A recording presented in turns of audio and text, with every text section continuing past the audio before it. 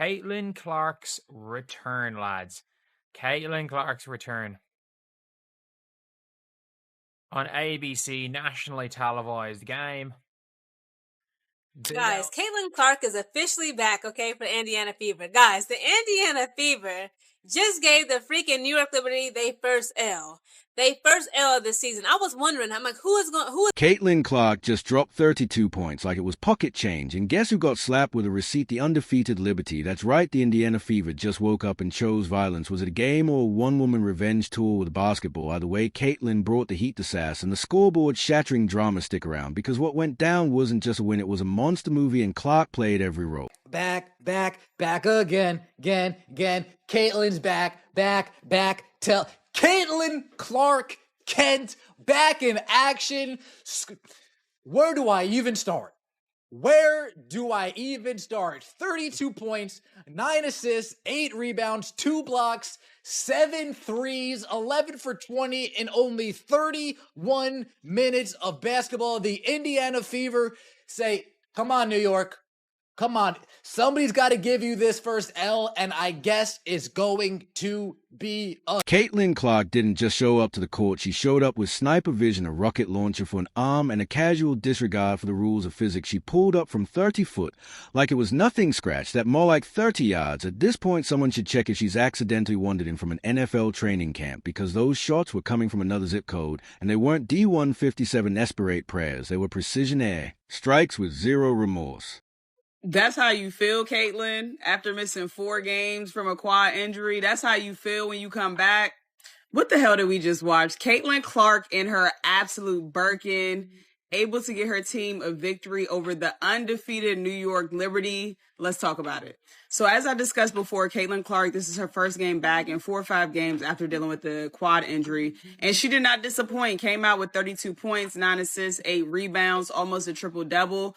But 7 3-pointers, y'all, and she was hitting them from 40 feet. Like, she was literally shooting from anywhere. 32 points, let that sink in. That's not a basketball performance. That's a solo Broadway show with a full house, and every act ends with a swish. She tied her career high in threes, and look bored doing it blink. And she's already pulling up from the logo like it's a warm-up drill. Meanwhile, the Liberty, those formerly undefeated darlings of the WNBA, were busy trying to figure out if they were actually in a game or just extras in the Caitlin Clark experience. Most elite performances we have ever seen from Caitlin Clark. Now, I got to remind everybody about this. Caitlin Clark is coming off an injury, bro. What we seen today was greatness. This was similar to the Michael Jordan flu game. I mean, it's up there type deal, bro. Caitlin Clark just handed the New York Liberty the ass whooping of a lifetime.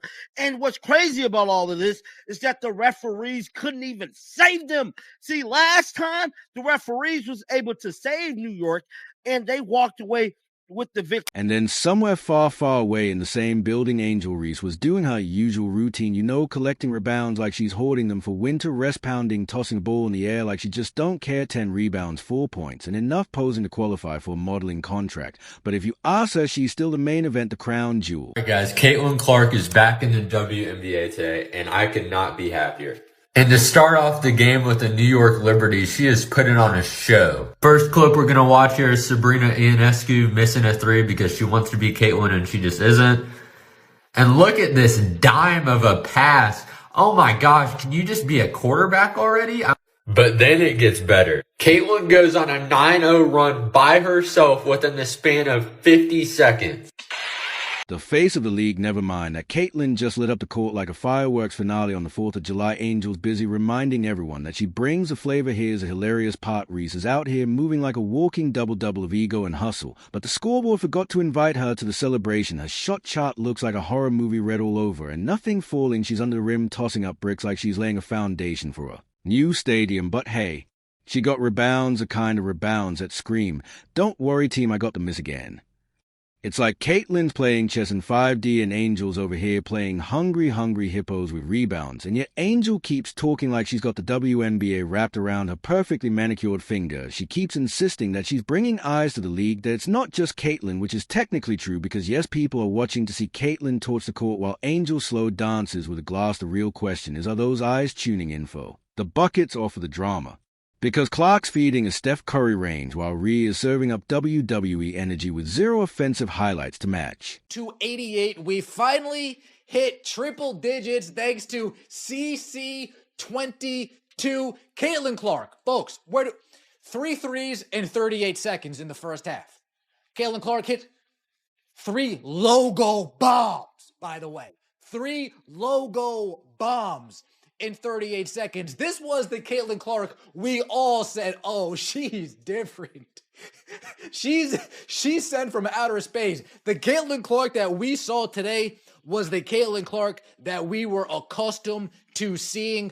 Oh, it feels... There's a difference between being talked about and being watched. Caitlin Clark is watched every game, every shot, every time she crosses half court, and defenders collectively hold their breath like they're on a roller coaster. Angel Reese's talk about for antics for posing for her rivalry with Caitlin that feels more like a one-sided diary entry. At this point, let's face it, you can't slap together some rebound, sprinkle, and a scowl and call it superstardom. The game still matters. The scoreboard still matters. The shot clock doesn't pause for attitude. Caitlin Clark didn't just show up, she dominated. She wasn't patting stats, she was shattering narratives. Meanwhile, Rhea was out there like a motivational speaker trapped in a power forward's body, preaching her importance while missing layups like it was a paid hobby. Caitlin's threes were demoralizing, not just for the Liberty, but for anyone who thought this girl was going to fade into the background after that rough start to her rookie season.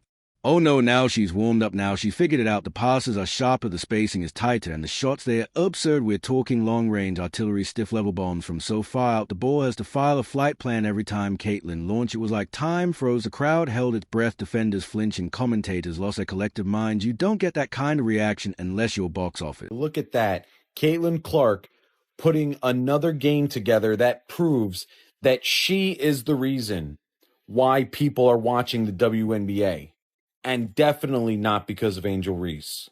In her very first game back from injury, she puts up 32, 8, and 9. Okay? Super close to a triple-double on over 50% shooting from the field and 50% shooting from the three-point line. And not only did she have a great performance, but she also led her team to a 14-point victory, so not even a close game, against a team that was previously undefeated and arguably the best team in the WNBA on her first game back. Meanwhile, Angel could make a shot, and the crowd might still be mid-scroll on their phones. That's not superstardom, that's background noise. Let's talk swagger. Caitlin's got that silent, deadly type, the kind where she drops a deep 3 and jogs back like she's thinking about dinner. She's got enough bravado to power a small nation, but the numbers don't lie. You can't strut your way out of a single-digit scoring column and pretend it's dominant. You can't flex after every missed jumper and expect people to buy the illusion. Caitlin's confidence is backed by buckets, Reese's is backed by branding. And there's a massive difference. Caitlin isn't just making noise, she's making history, rookie records. She's rewriting them, viewership numbers. She's boosting them. She's putting the basketball in women's basketball. Meanwhile, Angel Reese is running the best PR campaign the scoreboard has never heard of. If marketing were a stat, she'd be averaging 40, but we're watching the games, not just the presses, and the gap is widening. Caitlin Clark is evolving game by game, slicing up defenses, turning defenders into traffic cones, and dragging the Indiana Fever from laughing talk to giant slayer. Her passes are surgical, her movement is elite, her confidence is radioactive, and she does it all while carrying the weight of a league's expectations and half the country's eyeballs. Angel Reese still boxing out like the Remos of money and shooting like the ball's allergic to nylon. Is under fire from the Chicago Sky general manager.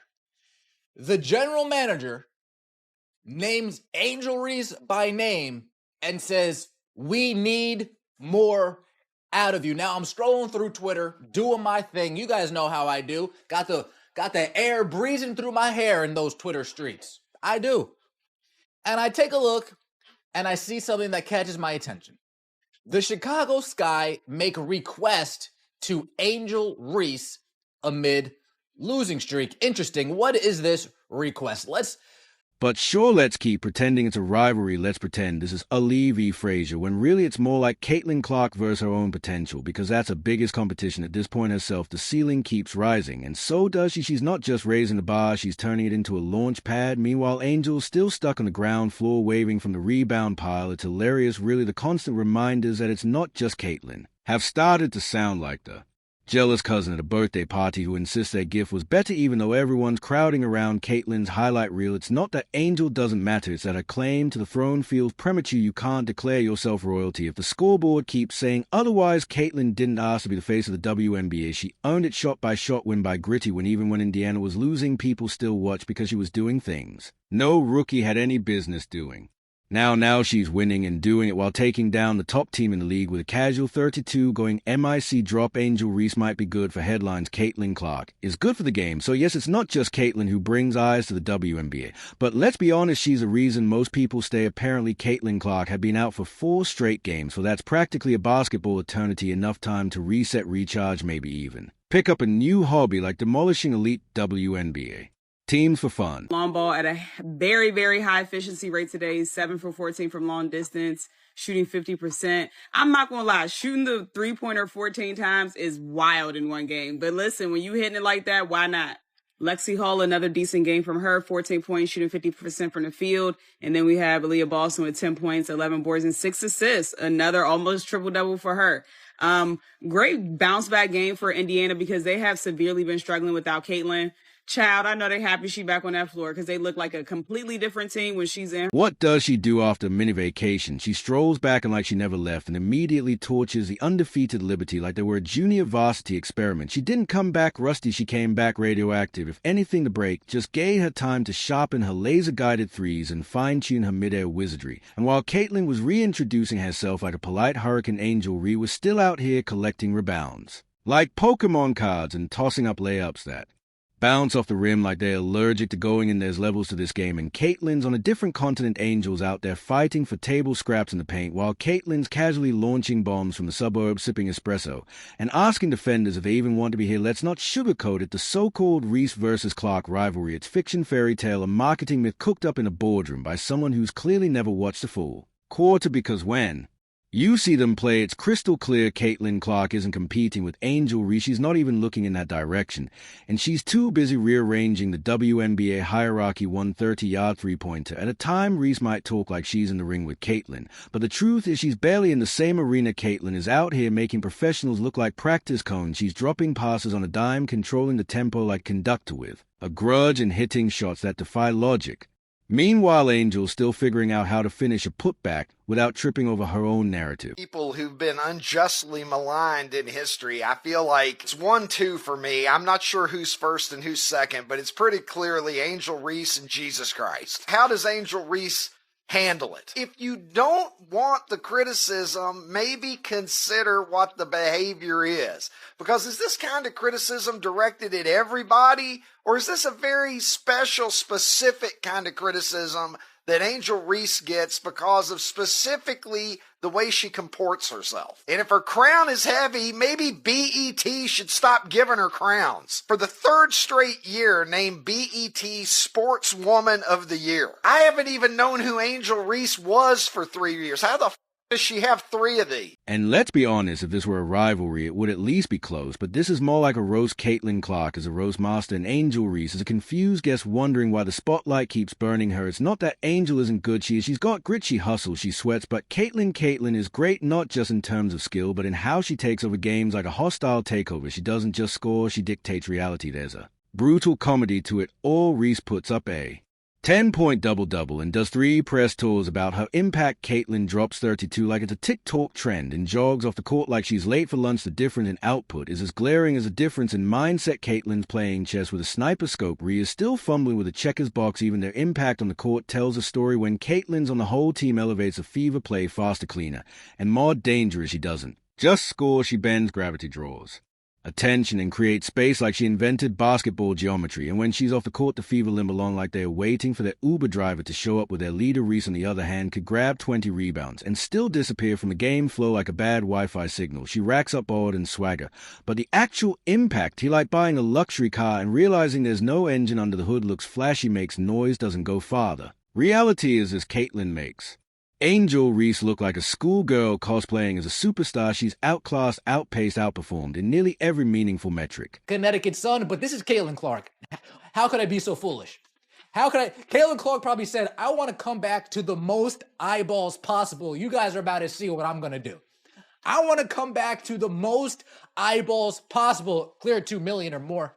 Yeah, 2 million or more. I want to come back and show you guys what I am made of. She is the only player in the league so far averaging 20 points per game, 5 rebounds per game or more, 5 assists or more per game. Caitlin Clark is back. Almost feels disrespectful, no over-the-top gestures, no posturing, just clean execution and scoreboard dominance. It's not a rivalry when one side is scoring in slow motion from outer space and the other is doing cardio under the rim. You could slap a rivalry sticker on it and try to sell it to the networks, but fans aren't blind. They see the gap. Caitlin Clark's game is poetry in motion. With a flamethrower, Angel Reese, she's the background percussion, important in theory, barely noticed in execution. Caitlin didn't just come back and perform, she returned with a vengeance. The Liberty weren't just beaten, they were schooled, and Angel still chasing rebounds like they're going out of style and refusing to accept that she's being lapped at a speed she can't comprehend. Clark's return wasn't just dominant, it was symbolic. It sent a clear message while others are building their brand. Caitlin is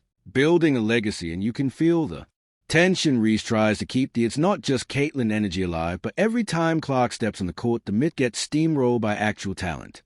The last remaining undefeated WNBA team, the New York Liberty, is undefeated no more. They have just been handed their first loss by Caitlin Clark's return and then Indiana Fever in Gainbridge Fieldhouse, and wow, was it an electric game. Caitlin Clark absolutely popped off in her return and turned 32 points, 9 points in 33 seconds, like back-to-back-to-back threes. Kelsey Mitchell with another 22. AP had a great game. Lexi Hall had a great game. Sophie Cunningham was back. I rated this one on Rate Game a 9.4. It was that good. If you're not following me on Rate Game, go follow me. It's a fantastic app. You can rate the games, how good they were, what you liked about them, etc. Every time Caitlin lights up the scoreboard, the fake rivalry narrative cracks a little more. Reese can scream coast out all she wants, but she's looking more like an understudy in a show that's already sold out with Caitlin's name on the marquee. And that's what's really annoying at her, not just that Clark is better, but that she's undeniably better and doesn't have to campaign for relevance. Let's not forget the biggest irony here. Angel Reese has built her brand around being the villain, the competitor, the one who's not afraid to speak out, and yet her game refuses to back up the bark. Meanwhile, Caitlin Clark has kept it clinical, letting the ball talk while she casually dismantles the opposition. You don't need a rivalry when one player is already 15 steps ahead. At some point, you have to call it what it is. Caitlin Clark isn't in a rivalry, she's on a solo mission, and the rest of the league is just trying to survive the fallout. Angel Reese isn't her foil. She's her footnote. The hustle might be that the ambition might be burning, but the talent gap, it's wider than ever. Caitlin's 4-aim break only made it more obvious. She didn't lose rhythm. She found a new one, a faster one, a louder one. And Angel Reese still running the same tired beat, hoping nobody notices that the scoreboard doesn't play favorites, because when the buzzer sounds and the dust settles, one name echoes louder than any narrative, louder than any rebound, louder than any press conference. Caitlin Clark, and the rest, well, century, and something tells us